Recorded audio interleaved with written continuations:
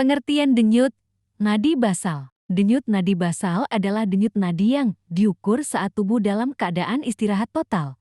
Biasanya, segera setelah bangun tidur di pagi hari sebelum melakukan aktivitas apapun. Apa batasan denyut nadi seorang olahragawan dinyatakan sakit? Batasan denyut nadi saat sakit.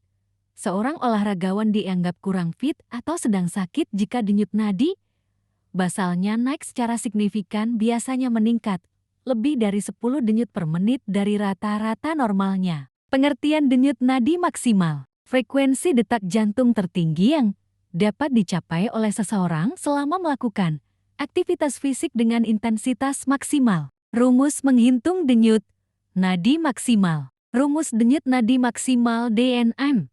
Rumus DNM 220 usia 20 tahun, 220 tanda hubung 20 denyut menit. Pengertian denyut nadi awal dan fungsinya. Denyut nadi awal adalah denyut nadi yang diukur sesaat sebelum latihan dimulai.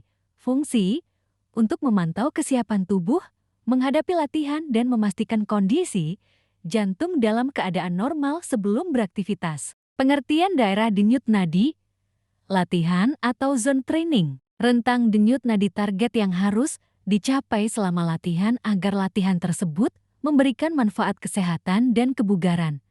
Yang efektif biasanya antara 60% hingga 85% dari DNM. Rumus menghitung zone training. Rumusnya, zone training 60% minus 80% X denyut nadi maksimal. Contoh menghitung zone training. Usia 20 tahun DNM 200, 60% dikali 200 sama dengan 120,8% dikali 200 sama dengan 160.